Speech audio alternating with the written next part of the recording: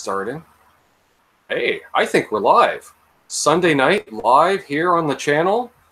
Thanks everyone for tuning in. It's me, your friendly neighborhood long-haired freaky person, Ben, and I've got a good buddy of mine, Mr. David Nesdall, here tonight. How you doing, buddy?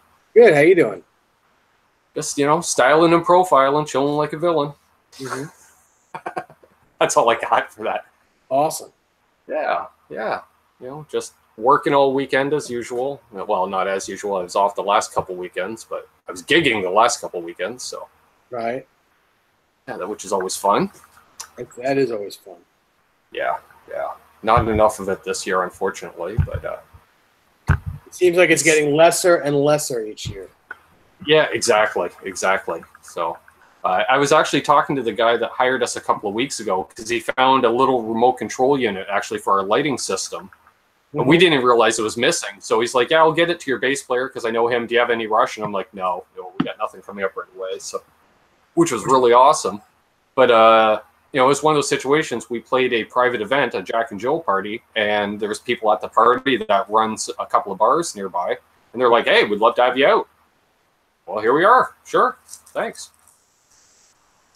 Nice. Without all that rigmarole, well, what do you play? What do you sound like? Because they already heard you. Mm-hmm. Love it. That's the best way to do it. Yeah. That's awesome when that happens. Let's see, who do we have in the chat here tonight? We've got Guitar Hack. We've got Thrash Metal and Fun Riffs. We've got Fender Guru. We got JJ Collins, Jason Wade. Let's see who R2R3 Locking Nut. I think I saw Mr. BHB, who I believe has an alias of Bruce. Scott Nickerson. John Parson, Michael B. Welcome one, welcome all. Oh, yeah. Frank, Mark Taylor, Frank C. Good to see both of you guys. Caesar All Guitar. Zach Thong. Wow. Got a bunch of people jump. We got 25 people watching already. That's pretty good. Yeah. So if you guys have any... Yeah. Oh, is that last night? It must have been so, like, a lot of people were live last night, and there must have been a lull. So I looked down, and all of a sudden we had 45, 46 people watching. Mm-hmm. It was like, who are all these people? You know, it's just how it's like, does everybody tune in tonight? Old man Dan, good to see you. So if you guys have any questions for either of us, please ask away. If not, we're just going to shoot the breeze, talking gear like we love to do. Yeah. Hey, Fender Guru. I got to check his show from last night. I've got bit by mosquitoes all over. I'm like... You know, that explains Desiree's post yesterday. My God. Yeah, I know. I got somehow, you know, it's one of those, sometimes they flare up a couple days later. My ankles, I've been just scratching all day. Something got me. Terrible. Yeah. And it's been wild because, well, like you had similar weather to me in the spring. It seemed like we went straight from winter to summer. So we didn't really have a lot of bugs because it went from cold just to ridiculously hot. Mm-hmm. Hey, there's Cheddar Kung Pao. Good to see you, buddy. I was checking out some of his stuff earlier today. Great name. As he said, it was, what are two things that you like that don't necessarily go together? Cheese and Chinese food. But it was too long of a name, so he called himself Cheddar Kung Pao. Awesome. But he prefers to go by Dave. A fellow Dave. Don't we all? Exactly. Jeff Ripplinger, GTV, Guitar TV. There's Lando27 Music. Good to see you, buddy. Yeah.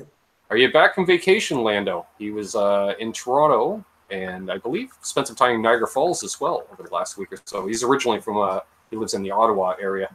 Right. I heard Niagara is absolutely gorgeous. It is. It is.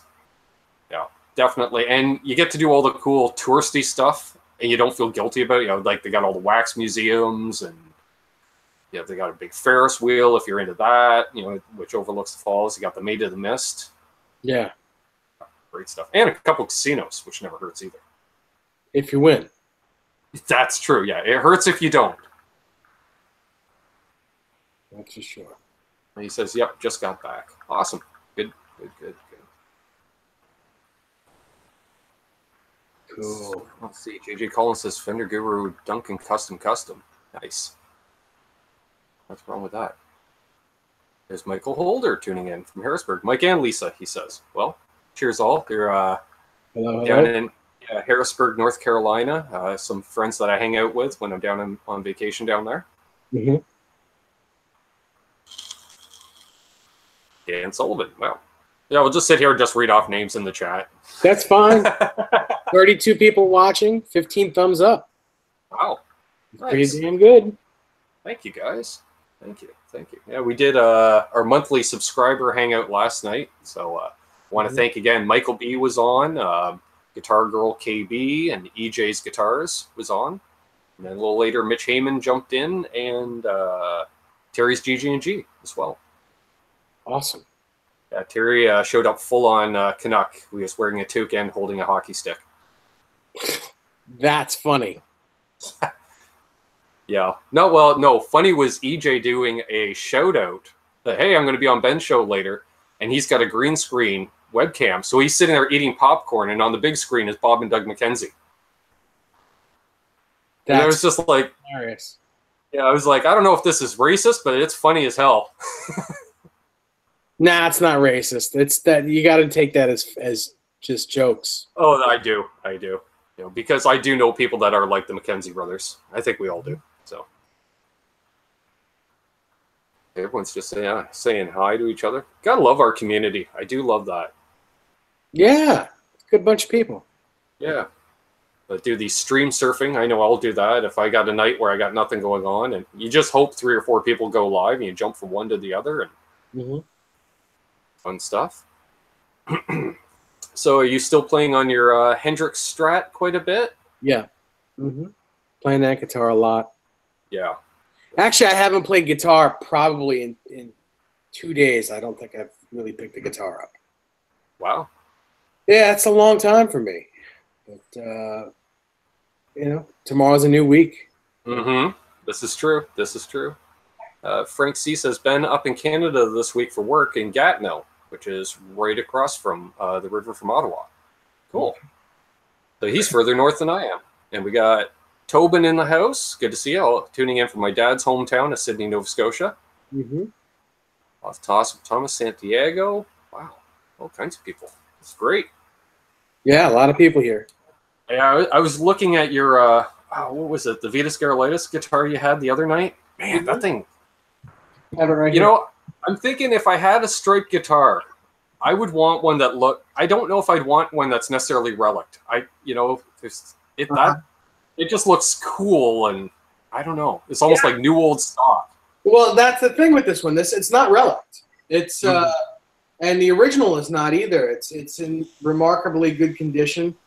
It's when Unkert was making these things for Eddie Van Halen, Unkert would take them outside and beat them up, you know, like scrape them against the ground and, you know, throw wood screws at it and beat them up. But some of them didn't have any of that on. Some of them were new, and this is one of them. So I made this one to be just like that. So it's in pretty brand new condition. I mean, the neck has some wear on it because I did play the guitar. So it's, you know, it's got a little dirt in the neck, but it's not artificial. I left it new and I just played it because it doesn't have any finish. No finish on it. So the oil for my hands, still not in tune from the other night. Still not. Well, you haven't been playing guitar. But yeah. Yeah, Frank C agrees. He says, I'm in the Steve Andersen camp. I want to relic it by playing it. Yeah. Yeah. Well, you know, I generally like the guitars to be the way they look today. If I make a replica of a guitar, I want it to be the way the guitar looks today. Sure. And this is exactly the way this guitar, the original, looks today. So, it doesn't make sense to beat it up. I think I would. Yeah, if I was going to go that route, like 3 5150s, the out of the box, say, you know, after 3-4 years of touring, and then today or something like that, you know. Yeah, that's why I have 2 of them. I have the 1988 version, which is, I think, the most iconic. You know, Right. and people usually like the live without a net version up to the 88 version. Right. And in 88, it was just slightly more relic than an 86. Okay. It was much more beat up.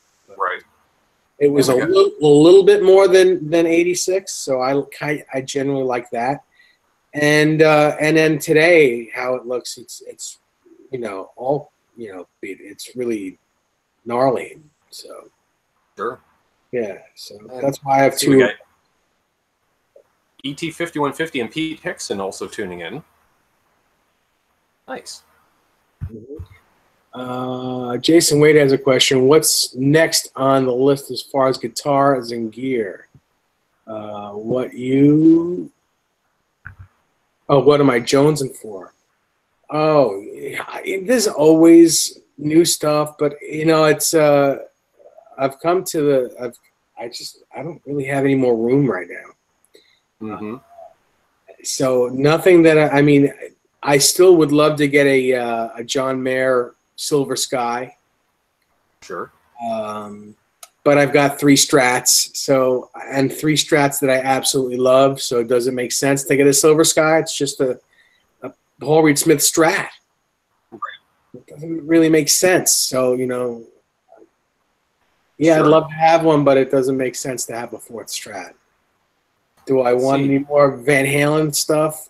No, I've got so much. I don't know what to do with what I have. Right. Kind of over the Van Halen thing, actually. Right. Building Van Halen guitars. I love what I have, and I'll refine what I have, but I'm not really into making anymore. Or there's really nothing else that I want as far as Wolfgangs or anything. I've got all the. I've played it all. I've done it all. There's nothing else I want. I think people that are newer to discovering you too don't know how many like Wolfgangs you've already owned, and they've come, they've been played, they've left, and like say you kept the cream of the crop for the most part, right? Yeah. I've got the best of the best, and to me, it's my personal taste anyway. Right. Other people might not think. But whatever. That's what we got. That's what Craig makes Guitar Wannabe passing through. Yeah, Craig, I owned a gold top. In fact, I owned the gold top that was in the jacket of the Right Here, Right Now video, and I sold it a long time ago. I owned that guitar, so I'm not hot for a gold top Van Halen EBM M. We got Dave Byron tuning in as well. Good to see you, Dave. Rocking Dave Byron. Yeah. Awesome. Yeah, for myself, I'm not really gassing for anything. I'm kind of the same way. Like if I can upgrade something, cool, or if a deal comes along, fine. But yeah, I find I'm at the point where the guitars will find me, and I'm waiting on the custom build. So that's what I'm looking forward to, and then from there.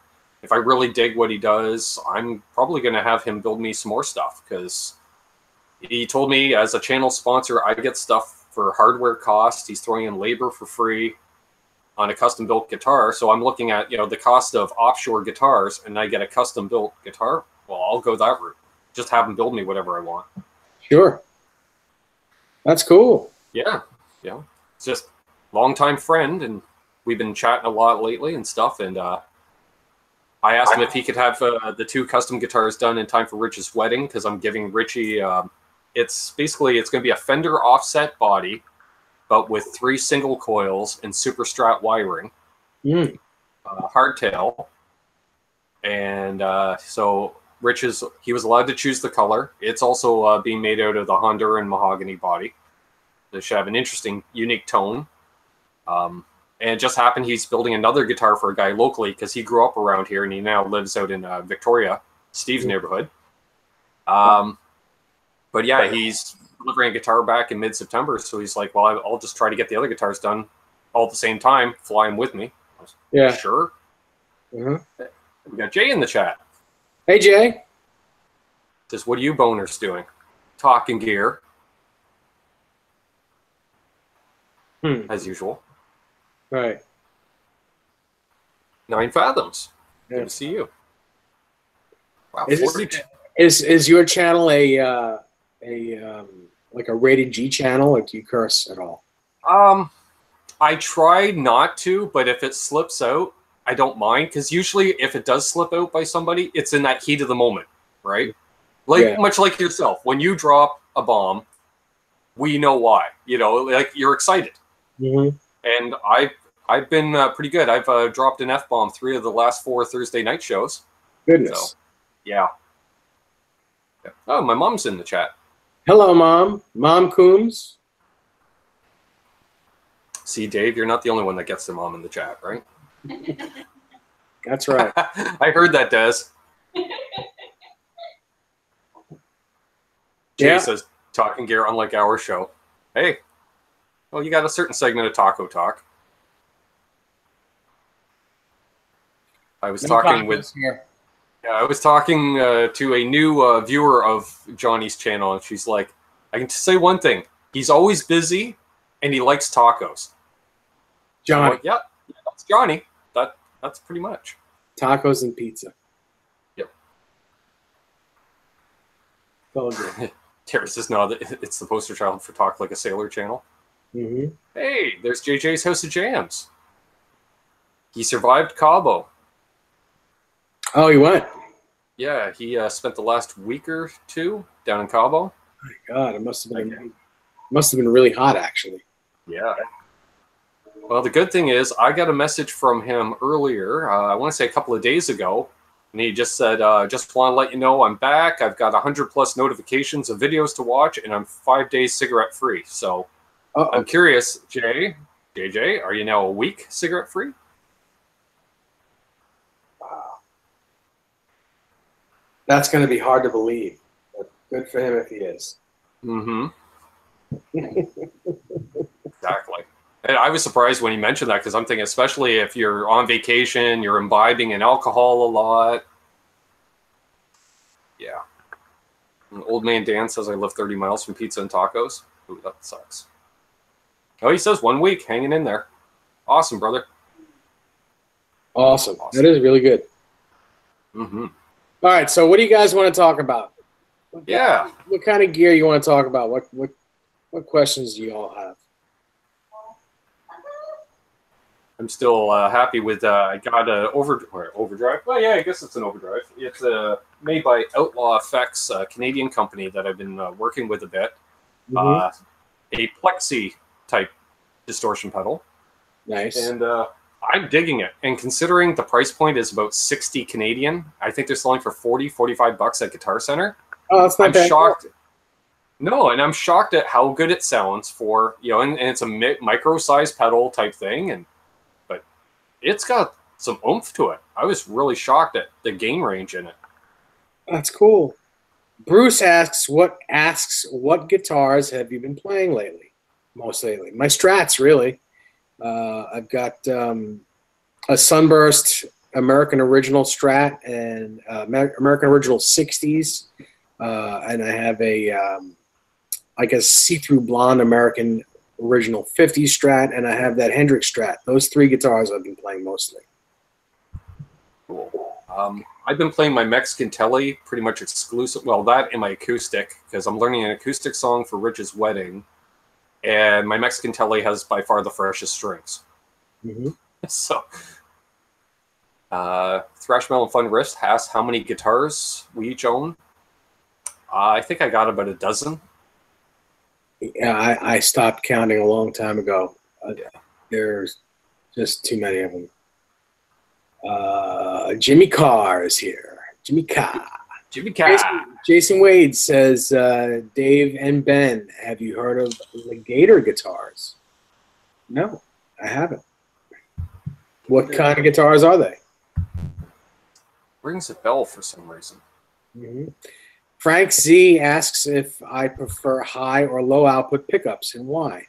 I prefer low output pickups because I'd rather turn the amp up and have and hear the wood of the guitar rather than the the metal of the pickups and stuff. I'd much rather hear the tone of the wood. I dig the high output, but it depends on what I'm playing. I find if I use a high output pickup, I'm using much less gain.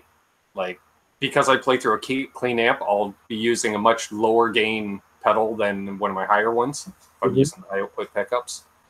Because I'm always trying to, you know, especially playing a Tele, I'm always striving for that kind of a lap steel type sound.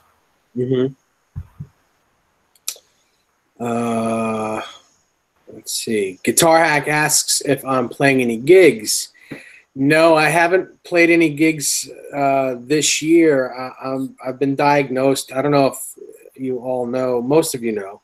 But I've been diagnosed with stage 5 kidney disease. Now, what that means is I actually need a kidney transplant at some point. And that's one of the reasons why, if you guys noticed, I've lost some weight.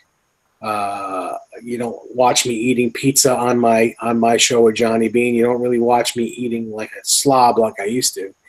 So I've been forced to get as healthy as possible while I wait for a kidney. So staying up late at night is very hard for me because I get tired very fast, and lifting all that gear, and it's not conducive to what I have. So until I get fixed, which I will eventually, it just takes a long time until I get a transplant, I probably won't be gigging for a while. But I still I play every day at the house, although I have not played guitar in the last couple days. There we are. And yeah, I've noticed the weight loss. You're looking healthier. Thank you. I feel healthier. I feel pretty good. You know, my numbers have stabled. So yeah, and I've noticed a difference in the last couple of months. Just like you say, your energy level. Yeah. You know? Yeah. Michael B asks us, some of the Kramer headstocks break at a downward angle at the nut. Do these cause tuning problems similar to the G string on a Gibson? That's a good question. I think it depends. First of all, like if it has a locking nut, doesn't mean anything. But it seems to me, I don't recall having tuning problems with a Kramer back in the day. But I remember playing a few guitars that had similar headstocks, like a Jackson, where some of them had pretty extreme break angles, even out of the, like, even if the angle didn't back, but just it's like the string went through the nut and took a 45-degree angle down to the high E. Some of them, I don't know. I've never really had a problem with that, because if I ever find a string binds, I just clean out the slot of it, make it a touch bigger, and right. Have a problem. Well, the trick is when you have a locking nut like this one. Although on this guitar there is no break on this headstock, it's a straight pull. Whereas on most Kramers they're tilted down. That's what the string retention bar behind it is for. So when you lower that bar and the strings, you lower the back end of the strings so that they're touching the back of the nut. If it's not touching the back of the nut, when you go to lock the nut, your strings will all go sharp. So it has to be touching the back of the nut. And it's the same thing with downward angle headstocks. You have to have enough break in the string so that the back of the string is touching the back of the nut, or the string is touching the back of the nut as it breaks. Exactly what he said. Yeah. We also have Tanaka here. Good to see you. It's been a little while. How's the new house going? Michael Bishop, good to see you. And Matthew Stewart. That's who the other fine gentleman that tuned in tonight. Yeah, we got 43 people watching. Jeez. But 2/3 to your numbers on your big shows. It's crazy. Yeah. Dedicated following. Yeah. Yeah, we all have nothing to do on a Sunday. Yeah, exactly. No, it's all good. Yes, my mother. I enjoyed. My mother says she may need a liver transplant so she can understand what you're going through. Yeah, it's tough. It's tough. Getting older is not an easy task. So I choose to get younger. Yeah, one part at a time.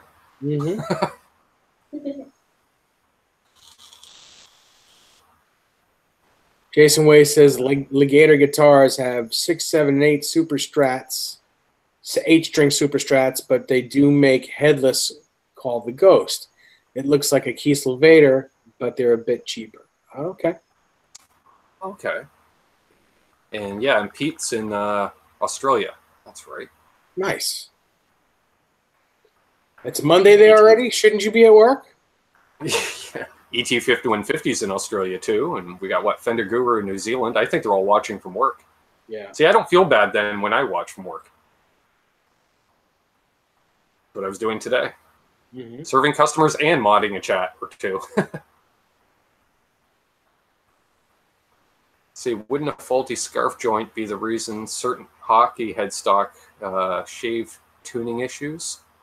Or have tuning issues, I would guess. Yeah, I mean, that's one reason. There's a lot of different reasons why they may or may not stay in tune well. It could be a flat sawn piece of wood and not quarter sawn. Quarter sawn is going to stay more rigid and stiff because it's just the cut is a stronger cut of wood. Where flat sawn is it'll be more rubbery. It's just, you know, it's not the strongest cut of wood. Right. I'll tell you, this is how much of a gear nerd I am, Dave. So I was playing a gig a couple of weeks ago, and I'm playing my Kramer because it like, I can't believe how versatile those guitars are. You know, because they're kind of known for one thing, but man, as soon as you coil tap that humbucker with a single coil, like, it's very stratty sounding. And, like, you know, I was playing Beatles on it, Traveling Wilburys, no problem. So we're playing a song, and I look down, and I don't see a scarf joint. And I'm thinking to myself, and I'm having this internal debate because I'm like, well, Japan is Asia, and I thought all Asian guitars had scarf joints. But this doesn't have a scarf joint, and I completely missed a turnaround playing the song because I'm in my head going, it doesn't have a scarf joint. I love this guitar. It's so cool. It doesn't have a scarf joint. And then I look up and Richie's giving me a dirty look, and I was like, oh, yeah, I totally forgot that turnaround, didn't I? Yeah. And that's how much of a gear nerd I am. Yeah. Missing cues is not good. He did laugh at the reason, though. Mm-hmm. So, see, Dave Byron says, yeah, guys, gigging at this age sometimes wears me out. Yeah, Dave's, let's see, he's give or take around 10 years older than me. I'm 48. I think he's actually maybe 55, 56. Mm-hmm. Thrash Metal says his dad's like 78 and still goes out gigging with his Gibson bass. Very cool. Also plays acoustic at the airport and old folks' homes. And apparently Terry's GG&G is uploading videos. It's all good. Okay, so he's 54. Age check. Everyone's doing an age check. Nice. All right, here we go. Got to keep playing or the arthritis will take over. I can understand that. Because I know my hands get really stiff if I don't play for a couple of days. Yeah, that's terrible. Yeah. Terrible. It's playing guitar is not as simple as just playing guitar anymore. You know, warming up is you got to warm up these days. Mm-hmm. I don't warm up. I'm nothing.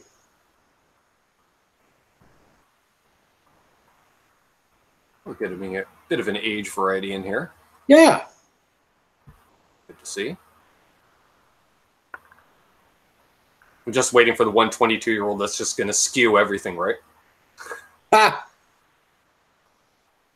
It's all right. Hopefully I'll see 22-year-olds in there, you know, because after us, there is no one else.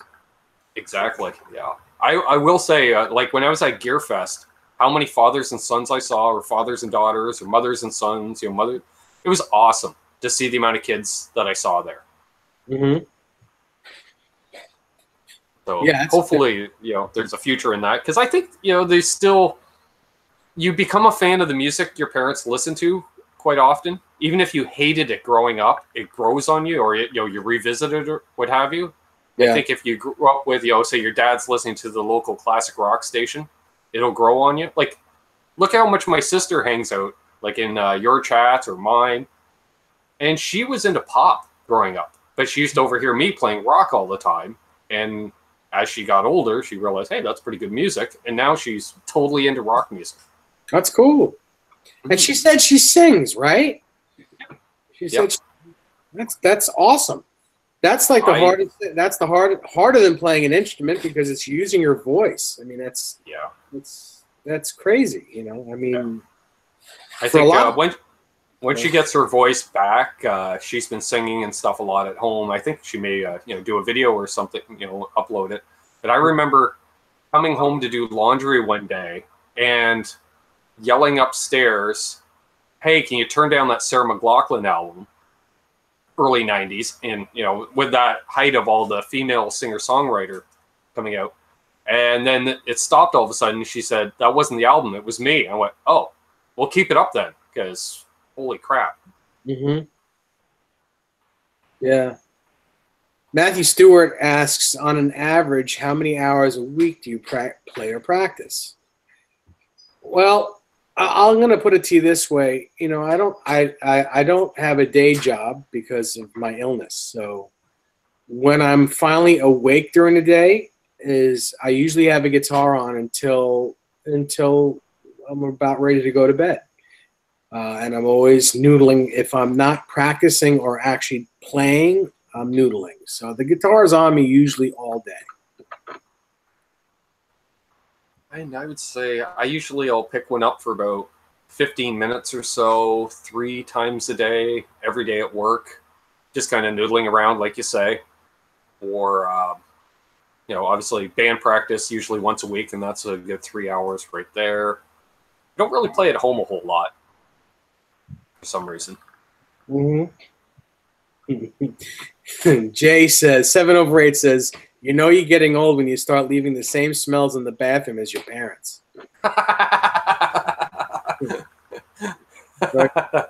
That's a good one. Oh, Jay. That's good. That's good. Dave, keep wanting to get Jay on here sometime, corner him on his playing and stuff, but he refuses to come on. He thinks he has nothing to say. But I think, Jay's got some licks, I think Jay should come on here. I think he, if he's not doing anything, you should invite him to come on. I think it'd be you want to come on, Jay?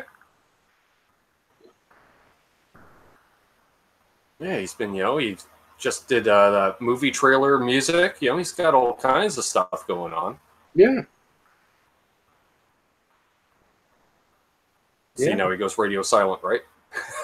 It's probably. Hey, Citizen Kane. Holy crap, we got 49 people watching. I know. I think that's a channel record. That's a channel record. A lot of people here. Yeah. And no questions. Well, we got a few questions, I should say. Everyone's telling Jay to jump in. If Jay doesn't want it, then ask JJ if he wants to come in. JJ, I love looking at his gear.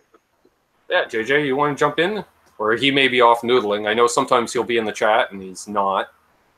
JJ, if you're not noodling at the moment, do you want to jump in too? Hey, there's Sonia. Hey, Sonia.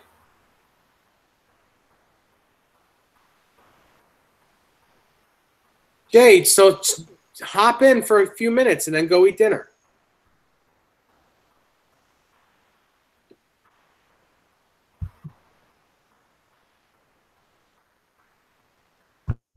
All right. Anyway, no matter. Just in case, I'll send him a link. It'll only take me about 5 minutes for this ancient computer. Oh, maybe not. I already brought up Messenger. Wow.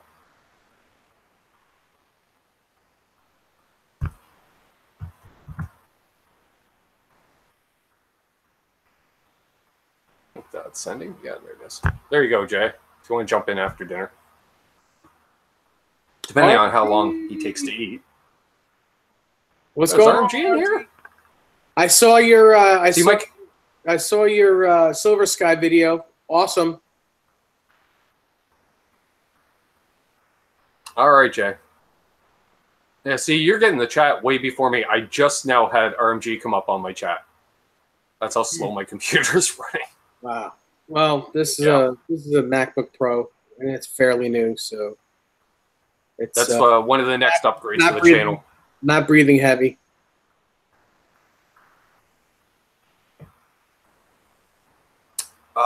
Scott Nickerson says, Ben, can you answer my question? Sure. Let me bring up your question again. You actually wrote in a question earlier prior to going live. Okay. Hey, Ben, question for David and yourself. Want to replace the toggle switches. It looks like he has an LTD Les Paul style guitar. Mm-hmm. And is there a quality difference to watch out for? Also putting speed knobs on and change to faster volume pot. Don't know if there's a different ratio volume pot. I wasn't aware of one. Well, if you put it different ohm rating. There absolutely is a different quality rating in three-way switches. You want to go with Switchcraft. Switchcraft is made in America. It's a tougher switch. You just need to get the right one that fits the guitar, whether it be a straight one or an L. And I think you need a straight one if it's a Les Paul type thing. Yeah. Yeah, and I definitely agree. Yeah, go with a better quality part. Those switches wear out in no time if you don't. Yeah, those made in China switches are terrible. Michael James is here. Good Hey, to see Michael. you. RMG asks, Dave, I'm a PRS guy. Problem is, I'm also gassing for a telly. For a guy with all PRS, what do you recommend? Custom shop. Custom shop. I mean, you can't go wrong with a no-caster, like a butterscotch black pickguard no-caster. You can't go wrong with that. I would definitely, if you're not going to go custom shop, then I would at least get the American Vintage 50s, which is the made in America vintage style butterscotch telly. Yeah. And the nice thing, yeah, like I'd look at, like, if you want a thicker neck, go 50s. If you want a thinner neck, go 60s. And JJ, I just sent you the invite. Because I called it. He was noodling. JJ's always noodling. Yeah, the cool thing about the American Vintage over the custom shop version, though, is even though it's a 50s guitar, the neck is not terribly big. It's not overly big. It's a nice V neck, and it's very comfortable in your hands. Some of the no-casters from the custom shop, I used to think that the bigger the neck, the better, but there is such thing as the neck just being too big. It's, it can be uncomfortable. I don't like terribly small necks, and I don't like terribly big necks. You want it just right. It's your Goldilocks. Well, yeah, so to speak. Absolutely. I mean, I like bigger necks. I like necks that are on the bigger side. Here's my deal. Any guitar I get, I want it to be an exact replica of whatever the vintage version of that guitar is. So say I get a custom shop or even a regular American 60s style Stratocaster. I don't want a big fat neck on it. I want a thinner neck on it because that's what they made in the 60s. They were thinner. If I go for a 50s guitar, I want one with a bigger V-neck on it, which is what they had in the 50s. So it makes I just want whatever reissued guitar I get, I want it to be the way the original ones were made. I agree. Yeah, nothing worse than, they're like, hey, it's a 62, blah, blah, blah. And you're like, this plays nothing like a 62. Yeah. I don't even. But it might be of that year or something, and that's what they're basing off the whole name. And it's like, come on. Exactly. I don't What's even. What's up, JJ? What up, guys? Can I be seen and heard? Yes, is everything live? Yes. Hey, Dave. Hey, Ben. Looking beautiful as always, JJ. Thanks, brother. You too, mate. Happy Cabo. Hey, thanks very much. Wonderful time. Thank you. I bet. And Bruce is doing a little promoting. He wants to mention 1 week from tonight is our monthly roundtable featuring JJ, Mr. Bruce, and our 2R3 locking nut. Cool. Perfect. Excited. Yeah. Hey, I'll be back in 1 second, guys. Okay. Sure. See, he's Johnny style, right? Shows up and leaves. Citizen Kane asks if I've ever checked out the Richie Kotzen signature telly. Yeah, and it's a great guitar. The caveat to that one is, like I said, I think the neck is a slight too big for me. The necks on those guitars are humongous. It's very, very similar, if not exactly the same as the original Jeff Beck Strat necks, which they actually made smaller because the original, like the first year they came out with those, the necks were so big that people were complaining about it. And I think the Kotzen guitar is the same way. That being said, it is an amazing sounding and looking Telecaster. And Citizen Kane just asked me the same question, and I would basically quote Dave verbatim. Exactly. I have played them, played amazing, sounded awesome. I didn't get to plug it in, but it resonated very well. I was impressed with that. Like, you know, when you're at a trade show and you strum an unplugged guitar, if you can really hear it at all, that's a good thing, I find. You know, yeah, and it wasn't just muted. And a lot of times, I don't even need to hear a chord. I hold the guitar against my body and go like that, just open. And if the body resonates on my body and stays resonating, it's a good guitar.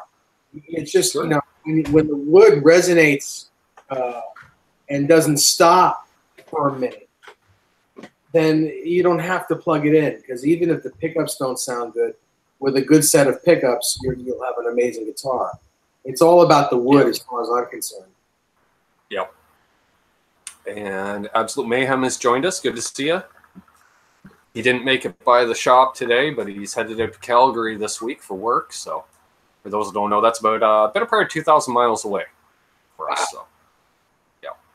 He's building his like quite a bit, isn't he? Mayhem. He's a little bit here, a little bit there. Yeah. He's proud of that Ibanez. I'm glad he's giving it a good home. Cool. Oh, you know what? I don't remember. I'm sorry, but someone had asked what guitar would be next for me, or what I was interested in next. I definitely still want a gem. I want but an old one from '87 or '88, like a yellow Ibanez gem. I don't want a new one. I don't want a white one. There's two gems that I'm really looking for, either an 87 or an 88 yellow Desert Sun yellow gem, or a green multicolor gem. And I think those were 92, I think. But you know, green swirl. The only guitar that I'd be interested in getting. I don't want to pay an arm and a leg for it, but I have a question for you regarding Steve Vai. Sure. And I think when the 7-string came out, I let this drop a couple of weeks ago. I was 99% positive that when Steve Vai started with a 7-string, he did not use a low B, but he actually used a high A string on it. Ask me that again? When Steve Vai started playing with a 7-string, rather than having a low B string as the 7th string, he had a high A string. Are you sure about that? I'm not positive. That's why I was asking you. No, but I was. As far as I know, it was always a low B. It was always a low B, as far as I know. Yeah, I was there for the inception of that guitar. It was always a low B. You could always put a high A on if you wanted to, but it was always meant for a low B. Huh. Well, there we go. I stand corrected. Yeah. And that was his idea. Was he the first 7-string that Ibanez? Was that the first one? That was the first 7-string at Ibanez, but the 7-string guitars have been made, I think, since the 1900s. You know, wow, yeah. Some acoustic guitars had 7 strings on. Okay. Yeah, I had, or I didn't have. My dad briefly had a 7-string dobro. Called it Showbro. You remember the Showbro company? If you're into country music at all, Showbro. I used to build a lot of stuff. RMG asked my thoughts on linseed oil on the fretboard. I don't use it myself. You don't need much. And if you do use linseed oil, please, whatever cloth you're using to apply it, wash it down with water before throwing it in your garbage so you don't start a fire. A64, I use lemon oil myself. A64 T-Bird says, I've asked Ben in the past, Dave, please tell me your insights on refretting a 1937 Jazz L5 with stainless steel frets. I just want to hear it. I'm on the fence of selling it or refretting it. I mean, if it needs to be refretted, it doesn't matter whether it's an L5 or a Kramer guitar or a Super 400 or a Dobro. If a guitar needs to be refretted, then by all means refret it, and you should always refret it with the frets that you enjoy. There's no right or wrong there. I mean, if you want to, if you're worried about the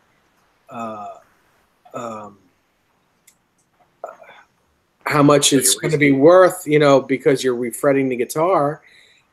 In my personal opinion is a refret is like regular maintenance on a guitar. It shouldn't really devalue the guitar much at all. It's like I mean, it's not like just changing a set of strings, but in order to get a guitar to play, you need a good set of frets on it. And if you're going to play a guitar and it needs refretting, then by all means do it. Stainless steel frets just means you're going to never have to refret it again, probably. So why not do it? It's going to cost a lot. It's going to cost a lot of money, but you'll only have to do it once. Exactly. That is basically my idea too. Yeah. Stainless steel Super Fuzz. Go ahead. Good to see Super Fuzz. Oh, cool. Real quick on a little bit more on that. Stainless steel frets. It's a much harder fret to work with than nickel silver. So you can't just take your guitar to the normal guy down the street that does normal refretting, because if he tries to put stainless steel frets in it and uses conventional tools, he's going to break his tools. So you should take it to a reputable person if they're going to put stainless steel frets in it with the right tools for the job, because you don't want to hurt that guitar. It would be more expensive than a regular refret with regular frets, though, wouldn't it? Oh, yes. I would have thought at least triple. In New York, a regular fret job on one of these things is $450 just for a regular fret job. Nickel silver on a maple neck, $450. So that's New York price. They vary everywhere in the country and certainly in the world. But stainless steel, you're probably looking at least $200 more on top of that. Yeah. What are you getting on your telly, Ben? Vintage size stainless. Okay, you're going stainless. Wow. Yeah. Which I asked, I said to Travis, hey man, can you install a stainless? And it started out when he was going to do my Strat neck, which kind of got put on the back burner. And I said, can you do stainless? And he's like, oh yeah. I'm like, do you have the tools for it? And he's like, yes, I have the tools for it. I said, okay, because I don't want him ruining his tools, trying to do me a favor. Right.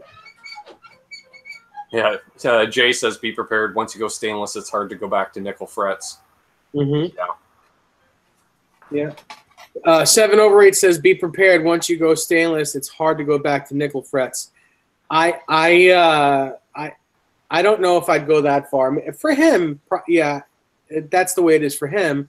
But I have guitars here with stainless frets, and I have a lot more guitars with nickel frets, and I like them both. I don't have a problem playing either, nor do I really care. But then again, I have so many guitars that I don't just stay with one guitar. So saying that, my frets are going to wear down quickly, I don't think I'll ever have that problem. Right. Pick of Destiny. It looks like Mayhem has a question. Is there a guitar you really like? Maybe the looks or sound, but when you pick it up, you pass because you just don't like the feel of it. I've had many of those, and I don't generally keep them in my stable. Everything that I have here, pretty much, I'm in love with. So it's none of these guitars are a drag to play. I find for me that he just described to me perfectly whenever I pick up a Paul Reed Smith. I love the looks, you know, nice tone, but they just don't have any mojo for me. Mm. I think you had mentioned before, you know, they almost have a robotic feel. They don't seem to have a soul to them. Mm-hmm. And it was funny because I remember after I heard you say that sometime over the winter, and then when I showed up at Music Fest at Cosmo, I'm like, oh, I hit the PRS booth. And I was just like, Dave's right. That's exactly it. Like the way you had described it, I was just like, yeah. Well, I need to amend that, by the way. I mean, my buddy Dennis, who was my roommate here for a while, he now owns 4 private stock Paul Reed Smiths. Now the private stocks are, you know, 10 grand a piece and up. Right. They certainly are amazing to play. I don't really, you know, I don't care for a lot of the regular PRSs that you find in the stores. A lot of them, some of them are great, but every one of those private stock guitars I've played are absolutely incredible. Nice. But you have to pay, you know, $9,000 to $10,000 or more to get that, you know, and it's not about the money, but the craftsmanship is incredible. Once you get to that you know, quality, that, you know, that much hands-on, it's ridiculous how good they are. And the thing is, Paul Reed Smiths, whether they're SE models or 10 tops or whatever, they're all good guitars. They're all very well made. They're all gorgeous. And again, you know, to me, most of them they don't do it for me. They just don't do it. But again, that private stock line is ridiculous. They all have souls. They all breathe. They all feel like 50s Les Pauls. They just are. They're all amazing. A64 T-Bird, yes, those the 6100s in stainless steel probably would do you really well on that. I guess that's Paul. Yeah. I agree. Well, he's trying to sell it. I got a couple of guys, an Australian guy and a Spanish guy. That's a PRS. I love this one. Yeah. Yeah, and I didn't get on with PRSs forever. I try them, and I'm like, yeah, whatever. And then I picked up one of these, the CEs, and the neck just said hello. You know, so they're all different, aren't they? Yeah. Again, that it's just my personal preference. I'm not going to tell you that your guitar is a piece of garbage or that it's amazing. There are Kramers that I'm a Kramer guy, and there are Kramers that I played that I think are horrible too. You know, every guitar company has, you know, good guitars and not so good guitars. Mm-hmm. And, you know, I mean, it's quite possible that the guitar you're holding, JJ, is an amazing guitar. Yeah, exactly. You know, it just depends on who put it together and what day of the week it was and how good the piece of wood was that they used. You know, it's definitely, you know, it's believable. They're a versatile guitar, great clean tones, great blues tones, great rock tones. So they're across the board a good guitar. Absolutely. Absolutely. Mm-hmm. I know Shane from In the Blues loves his SE, that green, is it green or blue one he has? Remember when he got that? He just was over the moon with that thing. Yeah, he actually, I saw he was playing it on his live show last week. First time he's had it out in a while. Mm-hmm. Right. Good to see. Yeah. Old Man Dan says he A-B'd his 2016 Les Paul traditional T against a $10,000 custom R9, and he preferred his traditional T. Again, it all depends on the guitar in your hand, right? Like, unless they're built to the exact same spec, which they never are. Superfuzz says, "Hey Dave." Sorry, you're right. Superfuzz says, "Hey Dave, I found a video of you demoing a Guthrie Charvel. Still got it?" No, it was a great guitar, and my only gripe with that is it's 24 frets, and Although you might think 24 frets is better because you have that many more frets, the placement of the pickups is in a weird spot to me. So you don't get that nice, that neck pickup of, say, a guitar that has 22 frets or 21 frets because it's, closer to the bridge. So that's the only thing that I did not like about it. Other than that, that guitar was fantastic. I've heard that a couple of people mention that, the only drawback to the 24 frets is when it just crushes the pickups towards each other. If they use a wide spacing pickup selection at all, you just don't get it, right? Like you try to go for the Strat tone, but you can't because the pickups are just physically too close to each other. Yeah. A64 T-Bird asks if I've ever played a Bolin. No, I've heard of them, but I've never played one. Same here. I know of them. R2 says nothing feels like his Charvel Music Zoo Natural. That neck is killer. Well, didn't Sean Silas build you that guitar? Well, didn't build you that guitar, but built the guitar. Seems to me.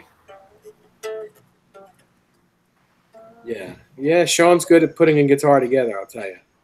Yeah. He's also a great player. Great player and a great guy. That's I think that has a lot to do with why his guitars play so good. The ones that he puts together is because he's a good player and he understands what a guitar should feel like. Yeah. In your hands. So I agree. That has a lot and he seems like he cares. The personality helps too, right? Like I think it's all a factor. Yeah. If the guy doesn't want to be at work and he's building your guitar, how good is it going to turn out, really? Yeah. Yeah. Take care, 9 Fathoms. It's cool that Sean was putting together guitars for touring professionals and also off-the-shelf guitars you could buy out of the store. I thought that was pretty awesome. Oh, yeah. Yeah, very cool. Dave Byron's heading out, too. See you both later. Thank you both for stopping in. See you, Dave. Rock on. Good show last night, brother. Did any of you I guys catch any of that? I was busy being live at the time, so I haven't had a chance to catch up yet. I just saw it after. I was waiting for the cops to knock on his doors. He had it full volume in his house. Nice. Guys are talking Les Pauls in the chat here. Yeah, always dug my Les Pauls. Always got a soft spot for them. When you're in the mood, it's nice to have one handy. That's for sure. You ain't kidding. Now, my buddy Joe was just round. He said, hey, by the way, I've got a black 80s Les Paul just showed up my house. I guess some friend of his wasn't playing his and just dropped it at his house and said, play this for a while and see if you like it and want to make me an offer. So nice. Yeah, I thought I'm excited to go and see that. 8 years for Les Pauls, from what I recall. And we have Kid joining us, new in the chat. Welcome, Kid. See you later, Jay. Bye. See you, Jay. Bye. And I'll soon be able to start a Discord if I want because I have a sound machine on order from Amazon. That's very funny. I ordered one too. Nice. That is funny. Well, the funny part was I was ordering a pick guard and some plastics for a Les Paul. And to get the free shipping, it's like, oh, you got to spend another, like $15 to get the free shipping.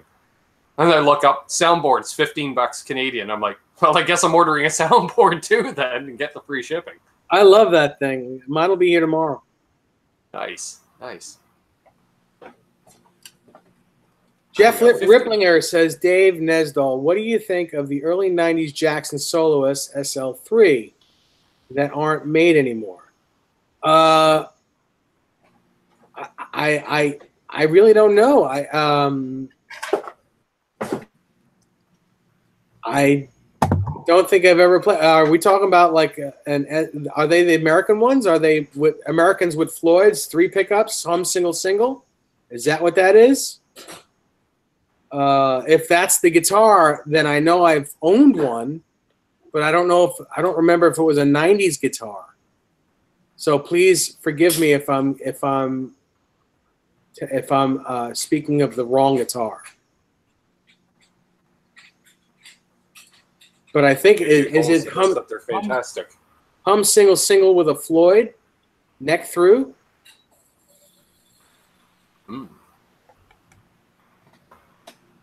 Single Floyd USA, JJ Collins says. Yeah, that's the guitar. Yeah, yeah. Great guitar. Great guitar. The one that I owned way back then, I remember it being super duper heavy, and that's why I didn't keep it, but it was a great feeling guitar.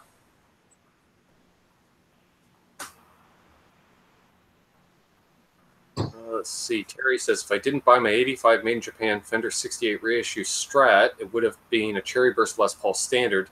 Even with how long ago it was, I can remember the differences between them back then and nowadays Gibsons. Mm-hmm. Yeah, a little different. R2 says, JJ, nice shirt. Chicago, baby.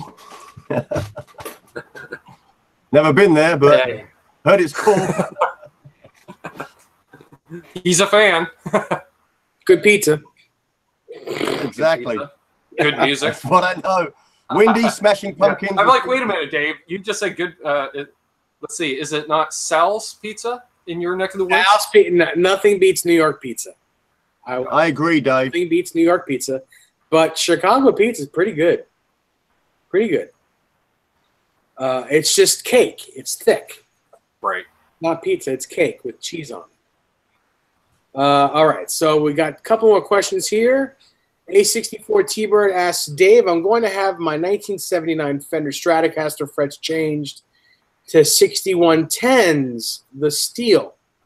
And I'm going to change the radius to 10 inches. What's your thoughts from 7.5 to 10? Right move. You want to be able to bend the strings and lower that action, or else, you're playing on a bow and arrow is what you're playing on. 7.5 is a tough play for me. Very hard to bend strings and have low action. And I love me some low action. Absolute Mayhem. David Nesdall, question. If you went back in time and had to choose a different career path that was not related to music, what career path would you have chosen? I would have been a cop.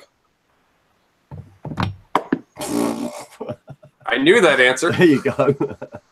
A New York cop. Exactly. No, it'd be him in Broken Chains on the Long Island Highway, right? That's right. Actually, he just retired and then moved to South Carolina. Yeah.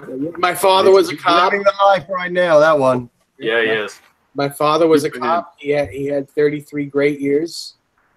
And, he taught me how to shoot. I got my gun permit when I was, I think, 19 or 20. And I was just always too fat. I couldn't pass the physical, so I didn't become a cop.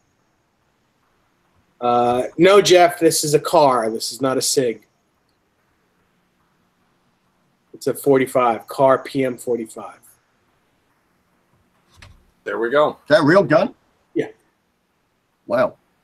It's New York. You just leave it right there next to the computer. I guess so.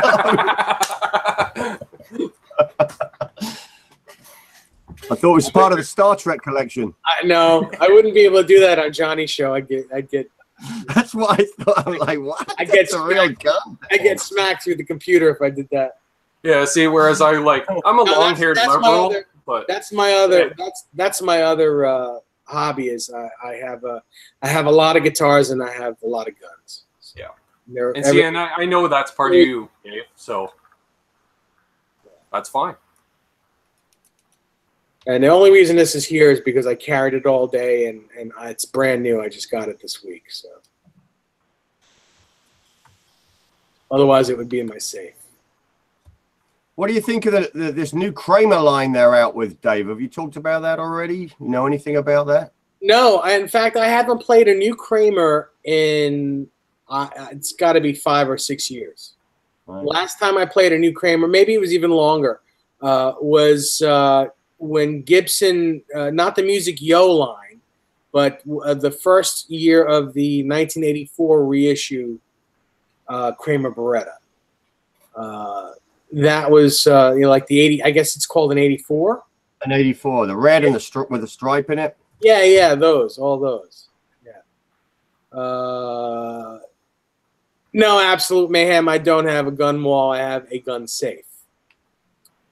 Yeah. And it's good to see Soda Pop 79 joined us. I noticed he just commented on a video, and I'm thinking, I always get a kick out of that. I'll get a comment on a video. I'm like, dude, we're live. Why are you watching a pre-recorded video? Just trying to catch up. That's right. Want to see the Night Swan back in the mix. I love Night Swans. You know, I have a buddy who owned 3 or 4 of them. Al Petrelli gave him a couple of them. I don't know if you guys know who Al Petrelli is, but he was in a band called Widowmaker. He was in Alice Cooper. He was I believe he's still in the Trans-Siberian Orchestra. He was a Kramer and Dorsey in the 80s and early 90s, and what an amazing player. Look up Al Petrelli as a guitar player. Amazing Steve Vai style player. Yeah. Amazing. I remember that name rings a bell. Yeah. Yeah, it rings a bell with me from back in the day. Al had given my buddy a couple of his Night Swans, and you know, back when they really, you know, who cared about them. But now everyone wants them. They're like $3,000, $4,000, $5,000 now, Night Swan. So it's incredible how expensive they are now. If you can find them. I was just shocked at how much like 80s guitars in general have shot up in value in just the last year. Yeah. You know, it's like there's been, you know, I think that there's always been a segment of the population of like, you know, I'm going to get the guitars of my youth type thing, you know, when you hit middle age. But I think a lot of people hit middle age in the last year and decided, hey, I got the extra cash. Mm-hmm. You know, they're going for some long dollar, like well over. It's the quality of them, value for money. You know, the build quality on those guitars is crazy good. Yeah. Soda Pop 79 says Al Petrelli is the reason why he wants a Night Swan. Well, that's a good reason, man, because I tell you, Al, you know, the funny thing with Al is it didn't matter what guitar he uses. He plays the same on a Les Paul today as he played on those you know, hot rodded Kramers.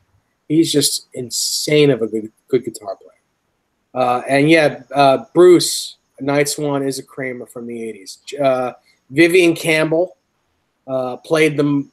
He's the guy that really played them. You know, if in Whitesnake, when he was in Whitesnake, he was the Night Swan guy.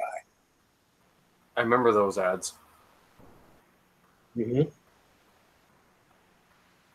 Yeah, and now I think you can get a Night Swan. You can get a Night Swan from Buddy Blaze, who actually. Holy cow. There, you know what? I really don't know that. Yeah, there is Soda Pop, Buddy Blaze. Yeah, I know they're less money. They're cheaper than the old Kramer ones. I don't know why it's exactly the same build, but I guess because it doesn't say Kramer on the headstock, probably is why it's less expensive. But the Buddy Blaze guitar is every bit as good quality wise as the old Kramer Night Swan. Apparently, this first one that I just looked up, $6,000 on Reverb. Yeah, some guy thinks he's going to get that. I don't know what $6,000. But crazy. Yeah. No, you can. Yeah, and that's a solid color. What is that? Black or blue? I think it's blue. It looked blue. It's hard to tell in the picture. The solid color for $6,000 is the guy is absolutely out of his mind. Yeah, that's nuts. I can understand one owned by Vivian Campbell for that much money, and definitely a Klein graphic, you know, like a polka dot or a lightning bolt one, probably I can understand going for that much, but not a solid color. Oh, this is metallic blue. It's metallic blue. Mm-hmm. And Terry just posted for Reverb for one that's going for $8,000 Canadian. Jeez. Yeah, they're a lot of money. A lot of money. That's nuts. Yeah. Yeah, thrash metal has our hit by cars for $6,000, guitars for $300. I'm more along your lines, buddy. Yeah. Yeah, everyone knows what's happening now with guitars. The pawn shop era's kind of disappeared. I still visit them in my area, but everyone knows what's up with quality guitars now. Yeah, there's no such thing as a pawn shop find anymore because, you know, the internet it makes everyone smart. Terry just said he posted the same one that JJ showed. It just translates to $8,000 Canadian. Wow. Yeah, that's crazy money. Only one available, though, it looks like. So maybe that's why. He found a Lightning one. It says for $2,000 Canadian. Wow. Now that sounds like a heck of a deal now. Yeah, that sounds right. I mean, that's a good. I mean, $2,000 is $2,000 no matter how you look at it. A lot of money. A lot of money for a guitar with a Floyd Rose on it. But that's the right money for that guitar. It just is. And what factory were they built out of? Those original Kramers? Where were they made?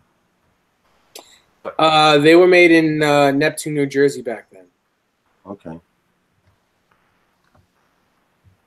Superfuzz asked Dave, how's the Jimmy build coming along? Haven't heard anything about it, and it's okay because there's no money to be spent at the moment. I know that that's going to take quite a long time to build. So, and the guy who's building it is building a lot of guitars, so I'm in the queue somewhere. Right. Yeah, a lot of times stuff like that too. You'll put in an order, and it'll be a few months for them to get to it. And there's so much they can do before they really need to even get a hold of you for any particular reason, right? Mm-hmm. Like for missing information or something like that or whatever, right? Yeah. Yeah. Yep. It's funny now, now that pretty much that guitar that I want is Fender's doing it now. It's called the Jimi Hendrix Voodoo Child Strat. Right. The only thing that's different on the Voodoo Child is the tremolo is right-handed, and I would want a left-handed tremolo on mine. Right. But, yeah, I saw Wildwood put up some vids about that last week. Yeah, and it's like a $5,000 guitar. Mm-hmm. I can't be doing another $5,000. Hey, Hunter. Yeah. We got Hunter joining us, another local musician. Good to see you, buddy. Nice. Yeah. Yeah, it's crazy. I get people from down the street and they're halfway around the world. God love YouTube. Yeah.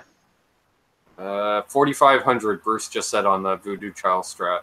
Yeah, that's for the NOS. I think the Relic version is more. Yeah.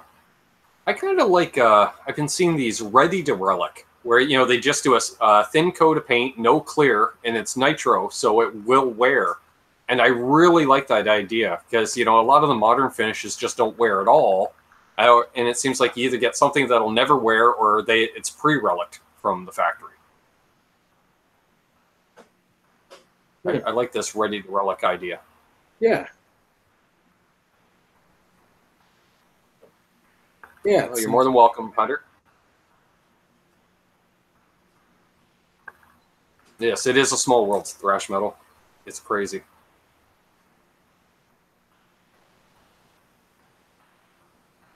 Yeah, any other questions in the chat? Anybody gassing for anything? Oh, thank you, Mayhem. Yes, it's been a journey. Mm-hmm. Soda Pop, does anyone else want a Telly Strat Les Paul 1 week and then the next week it changes? Yes, all of us. Yeah, always. Yeah, absolutely. Yeah. I think that's the gas. Hey, Vinny. I think, and it's that out of sight, out of mind thing too, right? Because it's like, I want a Telly, I want a 12. Ooh, look, a Gretsch. And then, oh, look this. Oh, look that. Yeah. Let's see here. Michael Holder, I've enjoyed the show. Thanks for the fun. Maybe in a few weeks I may get an invitation to join. I would like to show my equipment in studio. Rock on. Yeah, send me a message, Michael, and we'll talk about that. I'll just make sure you have everything in place on your end. I'd love to have you on, buddy. Like, he and I literally every year at the NASCAR races, we sit down, we jam, we'll entertain. One night we were jamming, and all of a sudden I looked up, and there was like 40 or 50 Wounded Warriors all standing around watching us play. It was really, really cool. Soda Pop, does your sister sleep? Not much. She always seems to be in the chats regardless of time of day. Yeah, or on Instagram. Or on Instagram. Yeah. Although I love that video she did last week with my two nieces. One wanted to watch me and the other one wanted to watch Johnny Beane. I just thought that was adorable. Very funny. DTV, hi again. Good to see you. Hey. Yeah, I know. It's time to work. Time to go to work again, almost. Frank Cochran's here. Hey, Frank. Wow. Yeah, and you said Vinny jumped in too. I missed Vinny. Good to see you, buddy. Oh, yeah, it's I'm watching the numbers. It's transient. We hit 51 at one point, and I just okay, sure. Thank you for the support, guys. Hey, for us. Awesome. It's going well. How are you doing, for us? On this Sunday night, Monday, wherever you are in the world. Interesting band names. Oh, there's always interesting band names, Pete. Always. Do you collect EVH amps as well? You have an EVH amp, don't you, Dave? I have one, yeah. I have a 50-watt head and a couple of 212s. I don't really collect. I have a lot of amps, but not just one EVH is all you need if you want high gain. I really want to get my hands on one of those EVH overdrives because there's a couple of songs I play over the course of a night where I need something high gain, and I really love the sound of those pedals. Yeah, they're pretty cool. Yeah, unfortunately, they're pushing $300 here, new, and you never see them used. That's just it's insane that it's more money there than it is here. Yeah, well, it's like a 30% exchange rate, give or take, But then it's always some kind of extra, like guitars, it seems like it's an extra 150, 200 on top of exchange rate. Pedals, it's an extra 50, $60. Yeah. Jeff Ripplinger asks what my favorite amp is. I guess my favorite amp is I have a 1965 Fender Super Reverb amp that sits here in the corner, and I use it here. It's way too heavy to gig with, too big to gig with. But it's generally the amp that I turn on when I'm home because it's here. And I have a pretty big pedal board with everything that I need on it. So for all types of styles of music. And then if I want to play like Van Halen, I'll plug the wet dry wet rig in, which is this big thing here behind me. I don't know if you can see it, but I have beautiful. I have an EVH head and a plexi style head that run 3 cabinets. The middle cabinet is dry, and the two corner cabinets are wet. So that's why they call it a wet, dry, wet. And it's a very big, very loud sound, but it's still, you can kind of get bedroom volume out of it. But I don't really play with all that much gain anymore these days. Right. But it's always fun to have it, when you do. Faraz asks Dave, I have a question. My Made in Mexico Wolfgang Special. The nut has developed a very slight gap between the nut and fretboard. I have 0.3mm shim installed. Any ideas how I can remove the gap? Yes. Loosen the 2 screws behind the nut. Wait, is this a standard or a special? Special. Okay, so the nut is attached from behind. Loosen the 2 screws behind and take a hammer and just slightly tap the nut till it hits the fretboard again, and then retighten the screws. That's the only thing you can do. Generally, it just means that the screws behind the nut are loose to begin with. And it looks like Broken Chain's ears must have been burning, because there he is. Hey, Broken Chain. See you, buddy. Hey, brother. GTV said if I have some cool trades, he may be able to find an EVH overdrive.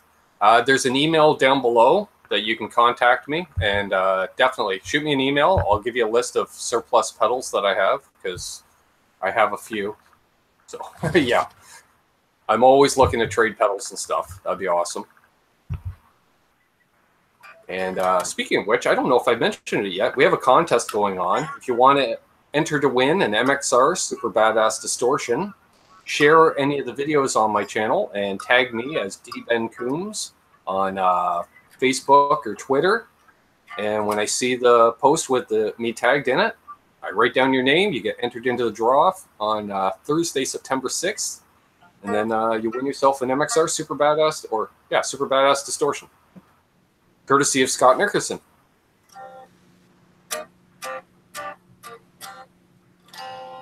Here we go. Oh, and we have t-shirts. Why don't we mention the t-shirts too? Why don't you? Link down below. Spreadshirt.ca. We got t-shirts, coffee mugs, water bottles. What else? Jackets, pillowcases, aprons for when you're barbecuing. All that stuff with the Canucks Wood Guitars logo. And signature pickups. Signature pickups out in a few months. There you go. Congratulations, Ben. Thank you, man. Awesome. Yeah. If you like a hot telly sound, I'm looking at about a little over 8 ohm on the neck pickup, a little over 9. We're going to start with an Alnico 2 magnet to start with, see how that works. And then hopefully, yeah, if I like them and they do what I want them to do.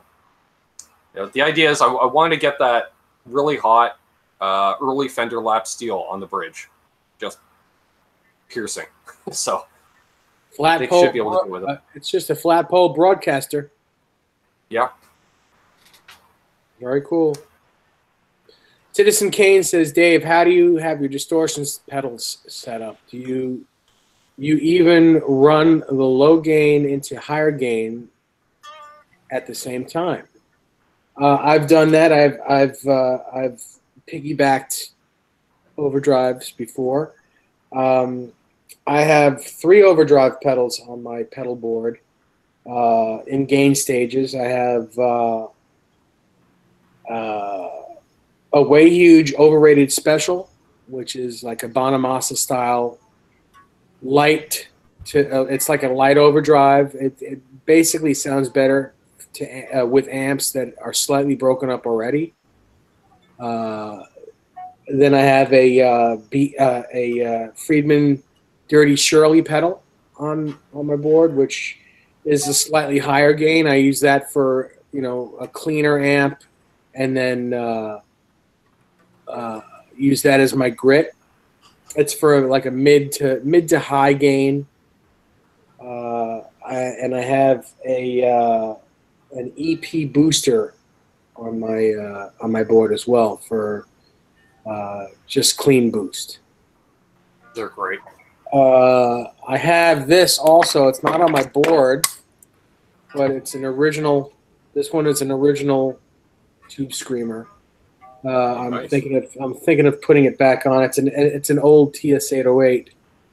Thinking about putting it on my board, but I just haven't done it yet. So. Faraz says it's the first time he's tuned into me. Thank you very much. If you like it, please subscribe.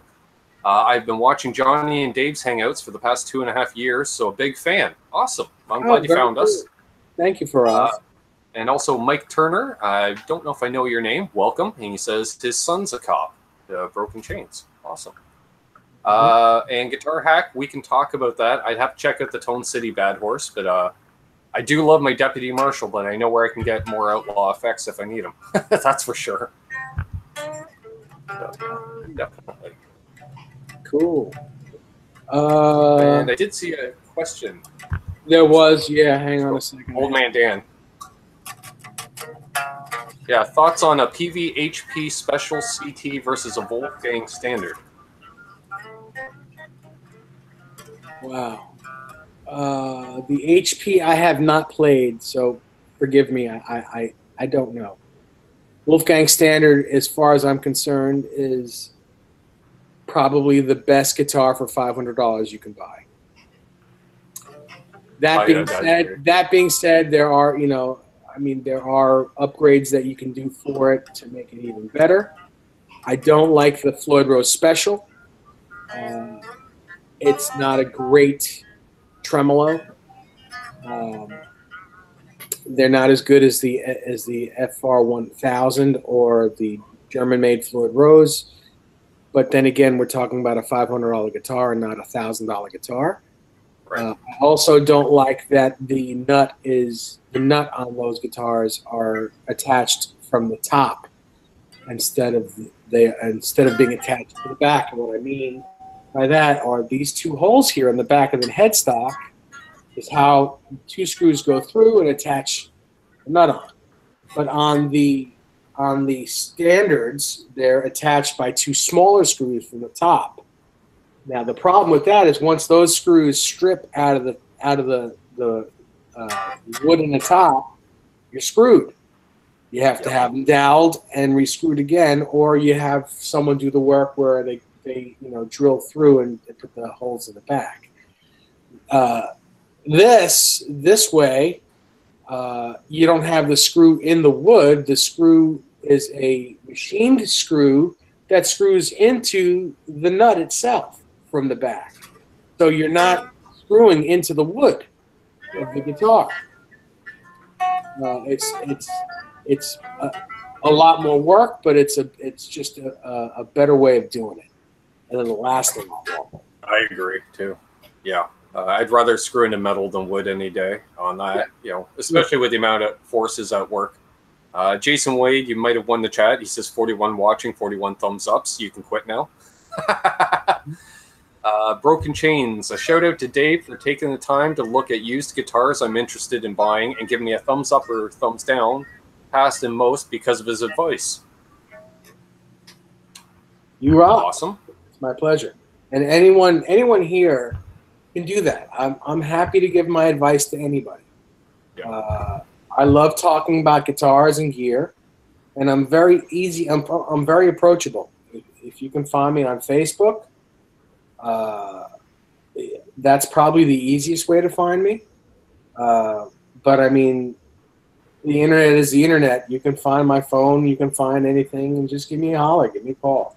I don't generally just give my phone number out to anyone. But if you find my phone number and you want to give me a call, that's fine. I'm not gonna ignore your phone call.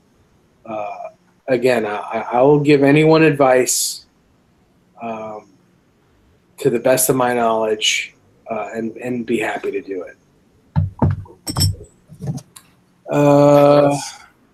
Have you ever been to Canada, Dave? And if so, if not, do you have plans on ever coming to Canada? Well, the closest I've ever been to Canada is going to Rochester, New York, to see the band Firehouse. And I became friends with Bill Leverty, the guitar player at Firehouse, when I went up there. Just years ago, maybe I don't know, a good 15 years ago, or maybe even longer ago. Well, I am directly across Lake Ontario from Rochester. Well, I don't have any immediate plans to come to Canada. I would, of course, would love to visit it. I'm sure Desiree would also love to visit Canada. It would have to be in the summertime. Oh yeah. I don't even like being in New York in the winter because it's just too cold. And yeah, I'm not really good in the cold.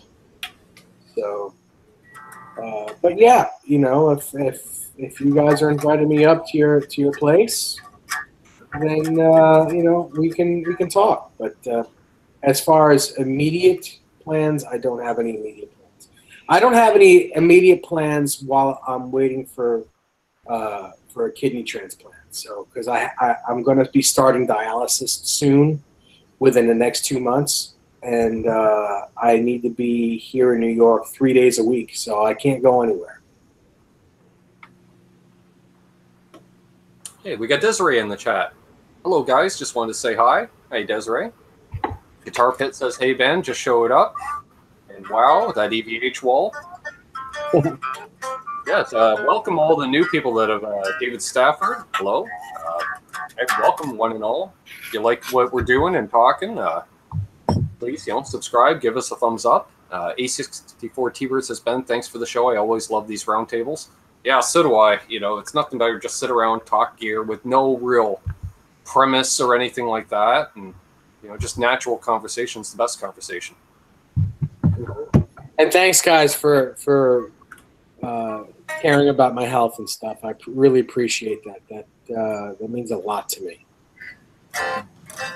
I don't generally like talking about it because it's a personal thing, and I don't like, you know, telling everyone my problems, so to speak. Right. But every once in a while, people should know what's going on, and that's why I think so. I decided to say something tonight. Yeah, and you know, that's the thing. Like we were saying earlier, it's a tight community. You know, it's almost like family in that respect. We are friends, and so you know, it's just like someone saying, "Hey, buddy, how you doing these days?" Right? Mm-hmm. These shows are cool. Thanks, guys. You're more than welcome, Guitar Hack. And Terry says, "Yeah, definitely stick to Southern Ontario. Northern Ontario is way too cold. Mm-hmm. You can drive 10, 15 hours straight north, and you're still in Ontario." Oh, yeah, that's something else. Yep. It's crazy. Let's see here. Terry, good to hear. You've been doing 3 days a week. Yeah, his mom's going through a similar situation, so he gets it. Mm-hmm. Yeah, it's not easy. Well, I don't know that yet. You know, it might be easy. I don't know. Mm-hmm. Probably not, though. I would imagine it's not going to be. What's your opinion on the Horizon Precision Overdrive pedal? I'm not familiar with that one. Yeah, neither am I. It's meant to be awesome. That's what's the guy's name from what's his name? One of the full-on heavy bands. I can't remember his name. Someone in the chat will probably know. That's his signature pedal. The guy who's got a PV signature amp. He got his PV signature amp last year, and everyone was bagging on it. What's his name? Misha Mansour. Yeah, that's the Precision Drive is his pedal, I believe.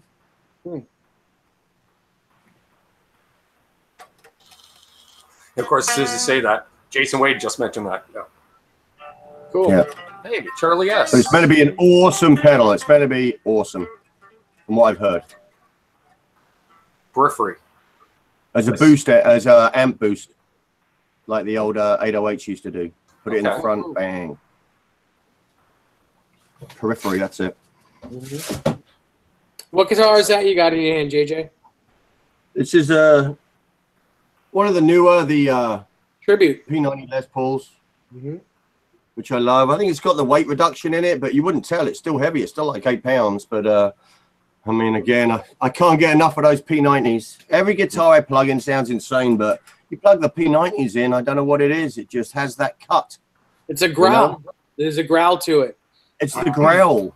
Yeah. It's not hidden high gain sustain. It's just a growl in your face. I mean, incredible. And the clean tones with P90s are just beautiful. Edge of breakup. I love it. I highly recommend these more budget Gibsons. They're like, you know, $700, $800 new or something. But no binding, no frills, but beautiful feeling necks. They got the worn neck. They roll the edges. Yeah. Hey, Brian Stewart. Good to see you. He says, hey, guitar dudes and dudettes. Sorry, late to the party. Well, at least you made it, buddy. He's been putting up some stuff, some video content lately. Good to see. Yeah, new names since I went to Carbo. Guitar Pit. Was it Fun Riffs and Metal? A bunch of new names. Oh, awesome. Dude, I've been hustling, JJ. You told me, what, 2 months ago? You said full throttle, brother. Oh, always full throttle. You take someone on full throttle. Don't take that pedal off, man. That's right. I've been working at it. You know, I'm working. Yeah. We're growing this channel every which way I can. So. Jason Wade says, I have a low-end older JS100 Ibanez stock. Upgrade suggestions. The only upgrade suggestion I can come up with is probably a brass block on that Floyd, on that. I think that they're not. It's not an edge Floyd on their guitars. I think it's some sort of.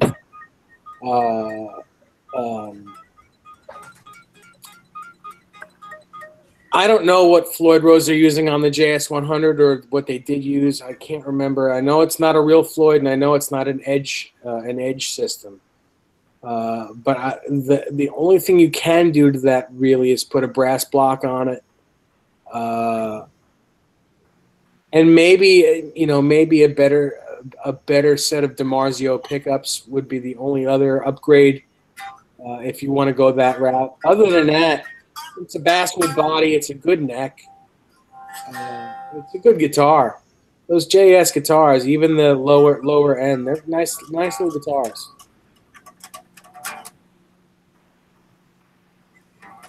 Yeah, so you could do swap the pickups to PAF Pro and a Fred to be more authentically Satch. Yeah.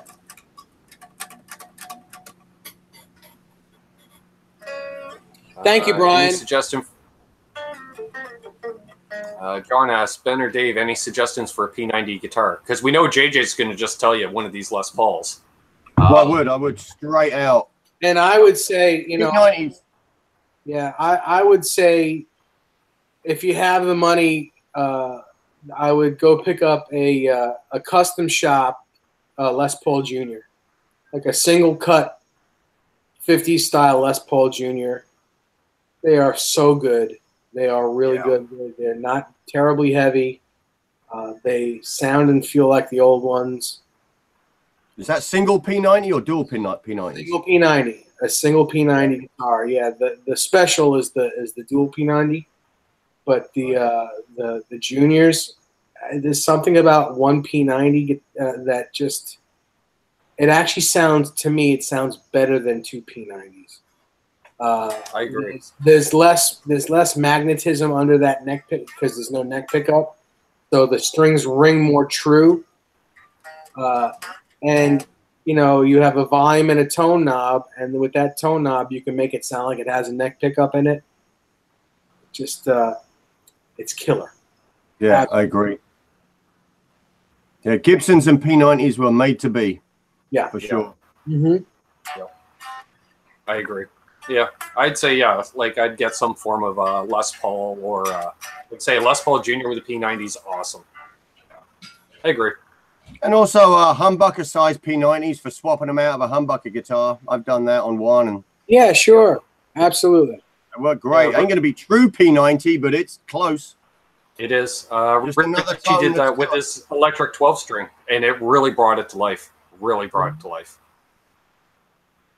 Gary Clark SG has 3 P90s.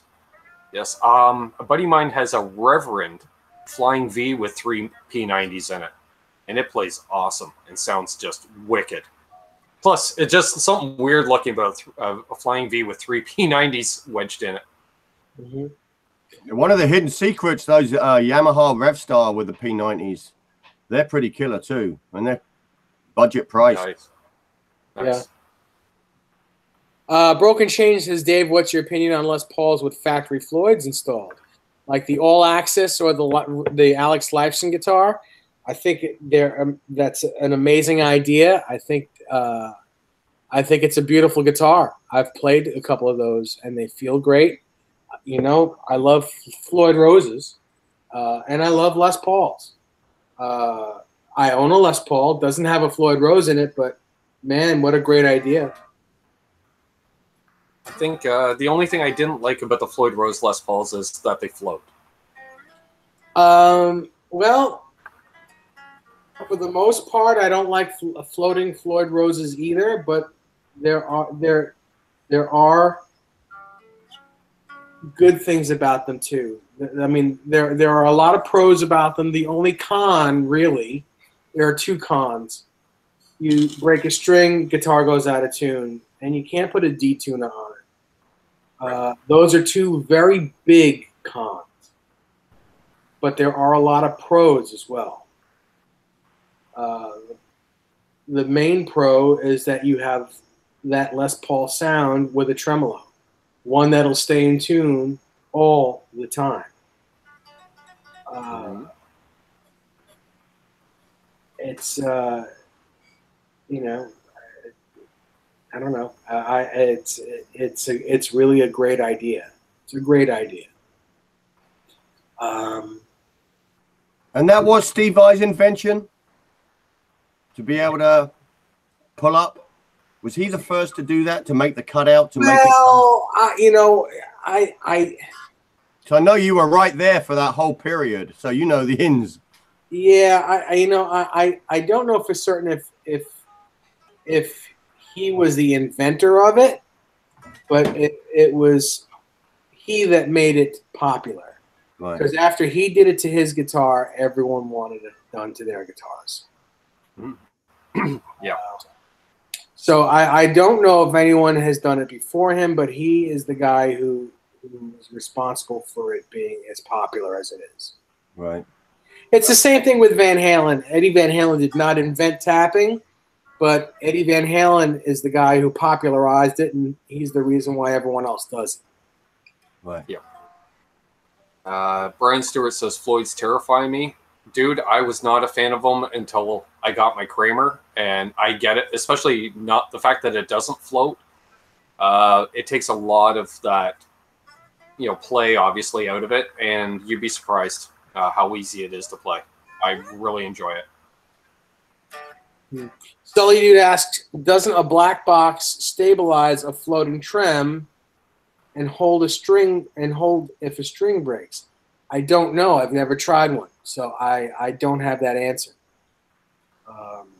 There might very well be something that does that, and it might do it very well, but I've never tried it. Yeah, I thought the black box is a form of a trem stop, dial-in trem stop. That was my understanding.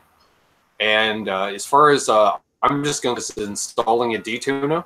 I don't know what everybody's having problems with when they tune down a half a step, because everyone knows I'm a telly player. I installed mine in 5 minutes, and I had it dialed in another 5 minutes. You know, it took a little bit of fine tuning, but not much. You happen to be very lucky, because a lot of times that detuner will not work in E flat. It just won't work. I think that's my problem. A lot of my guitars are an E flat, and if I pull it out, put it in, you've always got to adjust the fine tuners. You couldn't just whack it out and then start riffing away. Yeah. Yeah. I just followed Adam's video, and he said, you know, install it pulled out in D, tuned to D, and then push it in and do the fine tuner to dial it into E. Did that, and it was fine. You know, just using Adams' quality as well. I mean, there's budget detuners, you know, different levels. I mean, I'm sure Adams are precise. Well, I mean, I've tried Adams too. You know, they're I think they all come from Adam, actually. Right. Anything you get on a guitar, they're coming through Adam in some way. Right. Anything that says detuna on it is an Adam reverb thing. Yeah. I think there are guitars that work better with it than others. There just are some that work better with it than others. I know for a fact that on a lot of Eddie's tour guitars, his tour Wolfgangs, they had to be modified to work in E flat. So I mean, you have to modify some of them. It depends on a lot of things. It depends on the saddles of the Floyd. It depends on, you know, it just depends on where the saddles, where the intonation saddles are. David Stafford says, Dave, I like how you have your guitars hanging on the wall. Super cool. And then I have all of these guys here. There's a lot more in this room than I can actually show on the computer. And what is that green one, Dave? I know I've asked before, and I don't think I got it. What is that green one? It's a 1983 Kramer Pacer. Beautiful. With a Musicraft neck on it that Craig Stofko repainted for me. That's recently. The one he built for you. Okay. Yeah, that's. See you, JJ Collins. Always a pleasure having you in the chat. Man, he's knowledgeable. And Sully, dude. Thanks for tuning in, of course.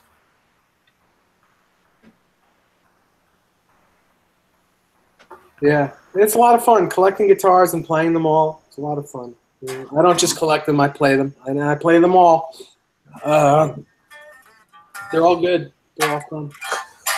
I think Terry's picking his jaw off the floor. Rotating. Yeah. Yep. Yep. Yeah, that's not a static guitar rack. It actually rotates, right? You just put the guitar on the far end every time and it moves up one. You would think. Got to move them all over one at a time and then put it in the back. Yeah, just rotates through. Yeah. Yeah. I really want to play this one, but it's not up until next Tuesday. Damn it. I love the raster. You don't pull the raster out much and put it on your show, Dave, but I do. That's one of my. I think the day they bring out a raster guitar will be the day I commit to an EVH. You know. Yeah. I love that guitar. Yeah, it's cool. It's really a cool looking guitar. The only reason I don't play mine is it has an original Schaller pickup like Eddie's original one did, and they're so hard to find. But I wanted it to look correct, and it doesn't work. So I don't use the pickup squeals like crazy. There's something wrong with it. But I don't want to change it because I have not found another Schaller blade pickup to replace it with. So it just sits on the wall. I keep it in tune and I keep it set up, but can't play it until I change the pickup out. Now you painted that or had that put out to be painted? No, I didn't do that one. My buddy Jerry Leica did it, and he gifted it to me. Wow. Yeah. I've done one. I've done one in it, and I've had one here, and I liked it a lot. Except the green was the wrong color green, so I repainted it. It's the one that I had with the polka dots. It used to be the Rasta colored guitar, but okay. I redid it. I also didn't realize at the time when I did that one is the body is a 2-inch thick body. It's not 1 3/4 like most guitars. Thicker guitar. So the one that I have on the wall is the right thickness, 2 inches, and I repainted the one that I had with polka dots. Gotcha. I'm very used to seeing that background, but it is just mind-blowing. Thank you. And I try to change it up from time to time. I'll change them around. But I have 2 dogs here and a cat, and it's so hard to change guitars around when you got animals running around, bumping into stuff. So it's just leave it the way it is. Hey, Toto. Good to see you, Mark. Did you sell the Star guitar in the end, Dave? I know you were trying. I'm sorry? The Star guitar, I don't see it. Did you get rid of that in the end? The Shark? Yes, Shark guitar. I believe Rob Johnson is going to buy it. It's here in the corner, but he's interested in it. And I promised it to him, so it's for sale. If he doesn't want it, then it'll be up for sale. But I think he wants it, so it's we'll see what happens. Awesome. Actually, I heard that too, Sully Dude. Dave mentioned that. Dave's World of Fun Stuff, that is a YouTube channel. If you guys aren't familiar with it, he does guitar repairs. He was saying that if you're going to store a guitar for any length of time without strings on it, set your neck without the strings to flat if you're going to do that. Otherwise, they'll probably develop a back bow over time. Yeah, I wouldn't store without strings. I would always have strings on a guitar.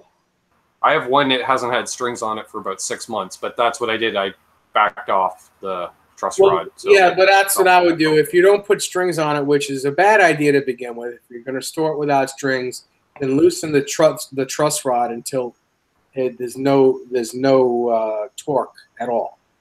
But wood is always alive, and it will move, man. It'll move, but chances are it'll move back to where it's supposed to be. But still, hopefully the right way moving and not twisting. I would not. I certainly wouldn't store a guitar without strings on it.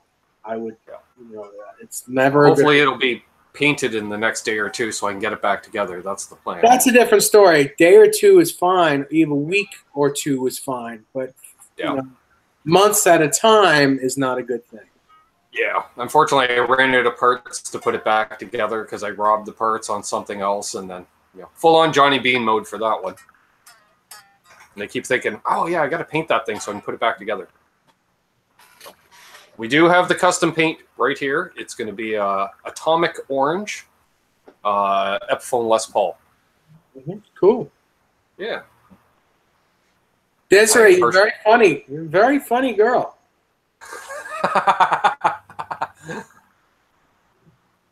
That's my better half, for those of you who don't know.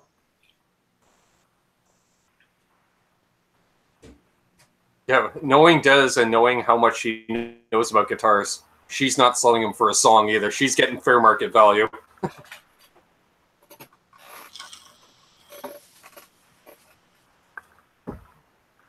It'd be one of those. Well, the bad news, I sold 6 guitars, Dave. The good news is, here's the money, and you're like, I don't know if I could have got that much for them.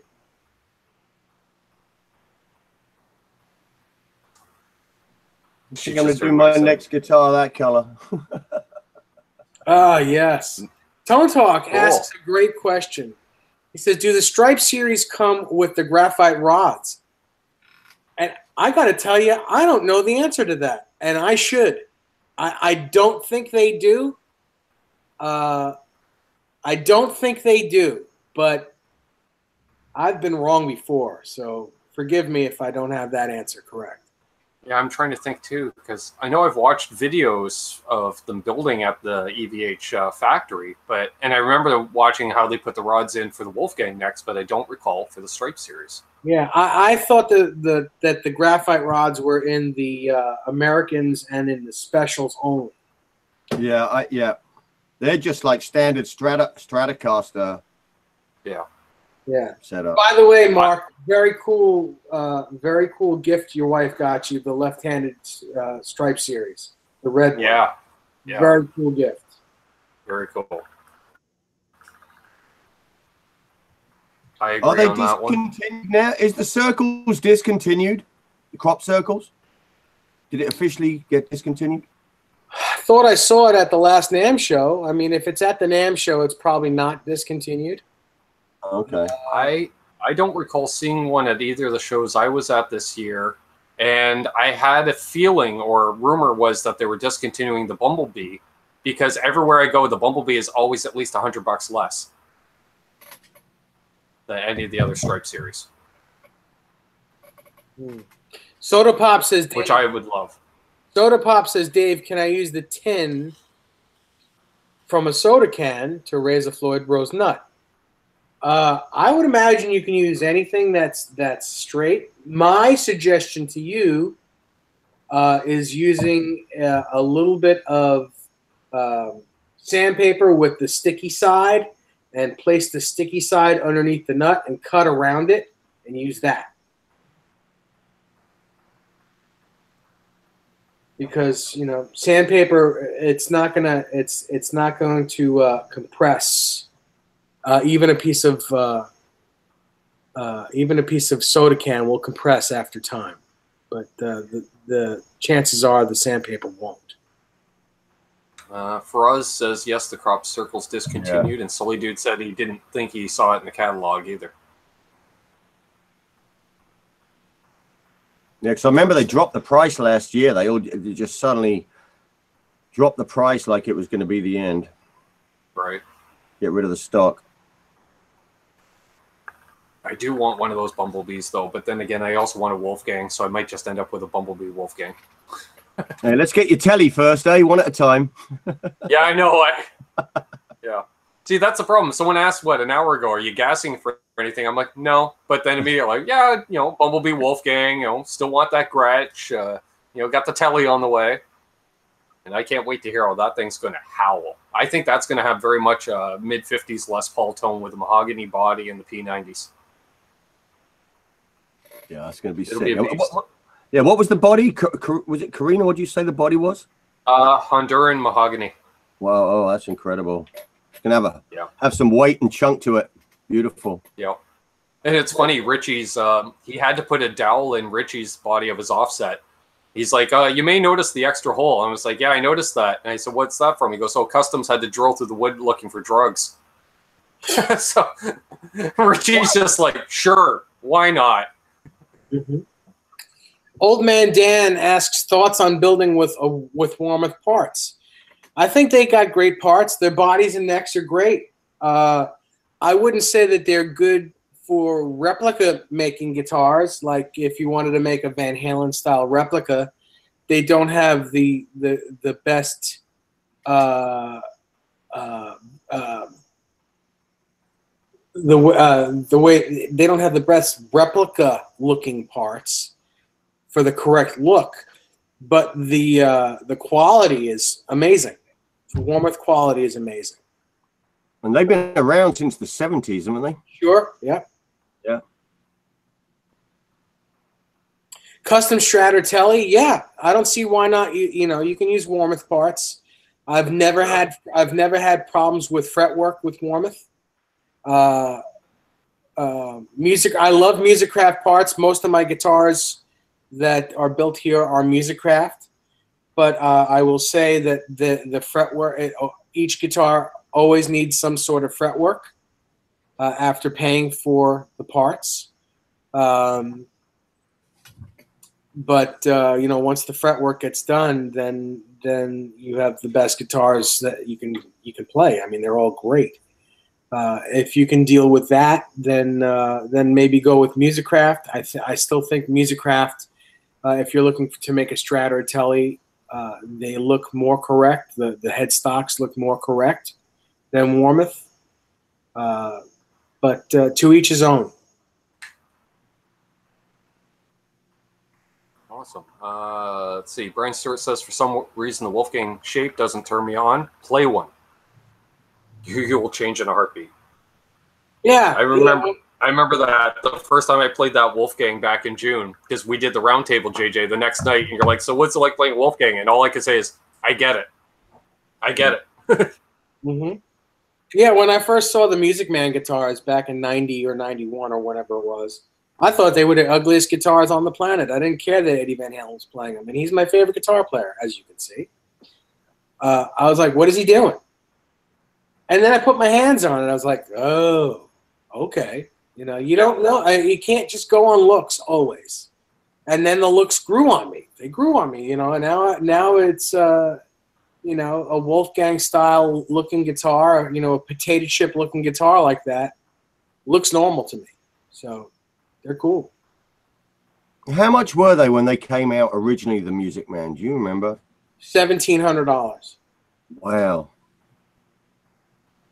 And what was like a Les Paul going for then in America? Depends on what model. Like a studio or something. $600 or $700. Wow. So it was super high end back then. They were put on the top of the tier. Mm-hmm. Wow. Yeah. I remember them on the walls back in England. I remember all the colors. I never even picked one up. I remember the colors. Oh, he's back. Oh. Yeah, I remember too. I remember, you know, going to my local Sam Ash, and they would have every one on the wall, every color. And you know, back then they were hard. I was like, wow, I wish I could afford one of those. You know. Mm-hmm. Yeah, someone posted in the Discord the other day. I think his name was Chad. Did you see that? He had a green one, and he had like 3 or 4 original EVH killer colors. He had the green, very cool. Super rare. Yeah, the green. Yeah. Yeah, I agree with Soda Pop. They should bring every guitar to be tested in Canada. Yeah, you can bring them right by here. I'd be glad to try them out for everybody. Did your local Ardens ever become EVH dealers? I remember you were talking about it. Still talking. Still Okay. talking. It's a long process. Yeah. Well, it's a long process down here. Guitar Center carry like 2 colors, you know? Yeah. Yeah. Well, fortunately, they're moving a lot of Fender. They're moving a fair amount of Jackson already for FMIC. So the Fender reps are aware of what they're doing. So it's just a matter of that outlay too. And they don't want to bring in just nothing but the super low end, right? Right. And the thing with EVH, I mean, we all love them because we're EVH people. We love the brand. We love the guy. But in the grand scheme of things, it's not a very popular guitar. It's popular to us, but for the regular schmo that goes into Guitar Center, Yeah, they ain't looking at them, are they? they're not looking at anything No. with a Floyd Rose on it unless it says Ibanez on it. And chances are they're going to buy an Epiphone Les Paul or a Squire or a Mexican Stratotelli. Yeah. Right. That's why Guitar Center doesn't they don't waste their time getting the higher end guitars in from EVH, because they're going to just sit on the wall and do nothing.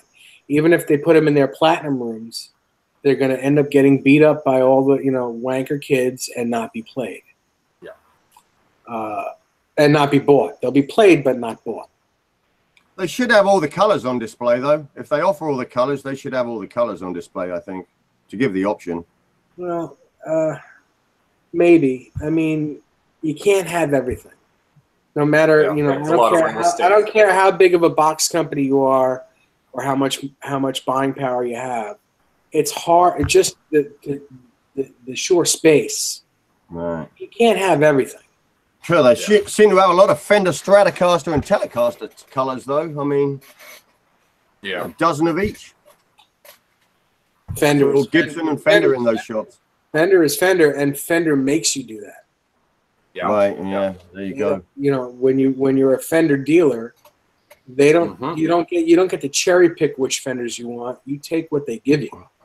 Yeah, you take the base. I think it's up to 60 guitars. You order at NAMM, and then on top of that, that's when then you start getting into your special models and stuff like that on top of it. And it's different. Every store, every chain has a different deal with Fender. It may not be the same for Sam Ash as it is for Guitar Center. They may say, well, like Guitar Center, the prerequisite is they may have to get $500,000 in guitars a year. Right. That's just the number I'm throwing up. I don't know what the real number is. Sam Ash, since they're a smaller company, maybe they have to get $200,000 worth to stay a dealer. And a lot of that is Squire guitars too, and and all the companies that come with it, whether it be EVH, Gretsch, Tacoma, and all those guitars are included. You can't just cherry pick what you want from a company. They don't see. care. That's where it's different in Canada, because like I can't order an EVH guitar through Arden's, even though they're a Fender dealer, because in Canada every brand is considered a separate line. So he carries Jackson and Fender, but he doesn't carry EVH or Charvel, for instance, because he would again have to do that minimum purchase order for each line of guitars. At least that's the way it is in Canada, which sucks, but. And what are you going to do? It may be that way for everyone. In order to get EVH, you might have to be this sort of dealer where you get this many guitars at this price. Then they'll allow you to become an EVH dealer or exactly. something like that. Exactly. Yeah, I think they're all like that. But I think once you're a big box company like Guitar Center, you automatically are an EVH dealer because you are automatically buying that many guitars to begin with. Right. But Exactly. like stores like the Music Zoo, I think it's weird because they don't really do Squire, but I'm not sure, they have a different deal. I think stores like that. Well, yeah. He still deals in a lot of quantity where he can say, okay, well, give me 20 Mexican Tellys, 20 Mexican Strats, and then give me a whole bunch of custom shop, American professional. Well, he buys millions of dollars worth of custom shop Fender. Exactly. It's crazy. Oh, the Guitar Girl popped in briefly. Good thing we went 2 minutes later than we were going to. Welcome. Which I was just going to wrap things up. I just noticed it was the top of the hour. We covered a ton of awesome topics tonight. I learned some stuff. That's for sure. Have 49 people watching. I know, isn't that crazy? 49 people, insane. That's record numbers. Thank you guys, each and every one of you, for tuning in, and thank you for all the thumbs ups. Last count was 41, so hey, I appreciate it. If you guys are new to the channel, definitely please subscribe and ring that bell. We got stuff coming out. Well, in August, I'm vlogging every day, so a ton of content. And you know, I definitely want to thank Dave for coming on. Dude, I learn something every time we talk. I swear. Oh, it's my pleasure. Anytime. Desiree's out of here. Have a great week, Des. See you, Des. And JJ, thanks for jumping in. Thank you so much. Always a pleasure, man. I'm stoked. I swear, it was like any time if Dave and I were stumped on something, you knew it. So it was like, it was perfect. You know? Yeah. Thank you very much. That was killer. Definitely, Awesome hanging out with Dave as ever. He's the guru. Yes. I do want to say this coming Thursday, the Canucks with Guitar show is going to be a special episode. We are going to broadcast from on location from the Trenton Ardens location. So if there's any gear hanging on the wall you want to check out, we'll pull it down, show it off. We're going to have Tim Griffin, who takes care of the social media side for Ardens. He's going to be joining us as well as a third man in. And yeah, if you guys just want to hold the line, I just want to tell everyone once again, thank you very much. Each and every view, you know, means something to me. Hold those doors open. Let that guy in ahead of you in traffic. Karma's real. Do good things, and good things will happen to you. And until tomorrow for my Veda, I will see everyone later. And Hey, have Michael a great Smith. night. Hey, Michael Smith. Michael, what's up, brother? See you at NAMM. See you now. Yeah.